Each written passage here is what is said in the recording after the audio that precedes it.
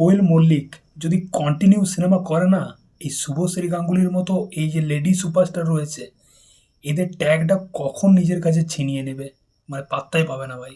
কোয়েল মল্লিক মানে তার এই বছর 3টে সিনেমা এসছে। সোনার কেল্লায় জকের ধন একটা ছিল, সেকেন্ড হচ্ছে স্বার্থপর। স্বার্থপর সিনেমাটা তো সুপারহিট হয়ে গেছে। এবং 3 নম্বর হচ্ছে মিতিন মাসি। মিতিন মাসি একটি খুনির সন্ধানে, যার ট্রেলার কালকে ড্রপ করেছে, তো সেটা নিয়ে কথা বলবো। তো মিতিন মাসি এই সিনেমাটা মুক্তি পাচ্ছে এই ক্রিসমাসের বড়দিনের টাইমে, মানে প্রজাপতি 2 এবং লহ গৌরাঙ্গের নাম রে শুভশ্রীর সিনেমা, এই সিনেমাগুলোর সাথে একদম ডিরেক্ট ক্ল্যাশ করছে।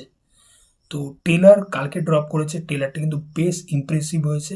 কোয়েলকে দেখতে বেশ ভালো লাগছে এবং তাকে মিতিন মাসির চরিত্রে, মিতিন মাসির ক্যারেক্টার মানে মিতিন মাসি আরও 2টো পার্ট, এর আগের 2টো পার্ট কিন্তু সুপারহিট ছিল, তো এটা একটা ফ্র্যাঞ্চাইজ ভ্যালু তো আছে। আশা করছি এই সিনেমাটাও সুপারহিট হবে।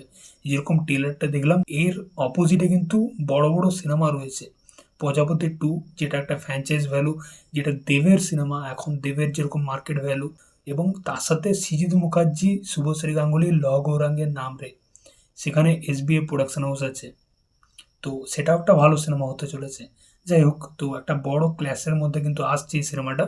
আশা করছি এই সিনেমাটাও ভালো একটা সিনেমা হবে, যেরকম ট্রেলারটা দেখলাম।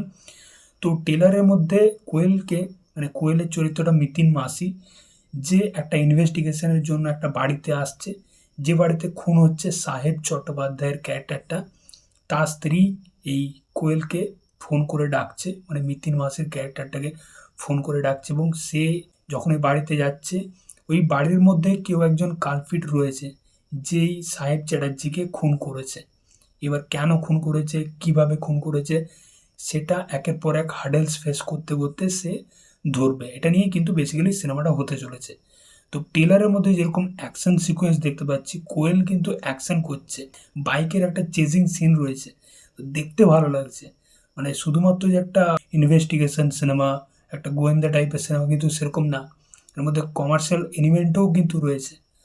এবং কোয়েল মানে সে পাগলুর মতো সিনেমা করেছে, এটা দেখে অবাক লাগছে। সেই পাগলু করা মেয়েটা আজকে এরকম মিতিন মাসির মতো একটা সিরিয়াস রোল করছে, কতটা পরিণত হয়েছে।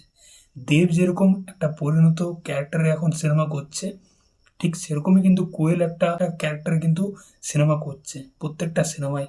সেটা স্বার্থপর দেখে নাও, বা জকের ধন দেখে নাও, বা এই সিনেমাটা দেখো, শুভশ্রীও কিন্তু সেম।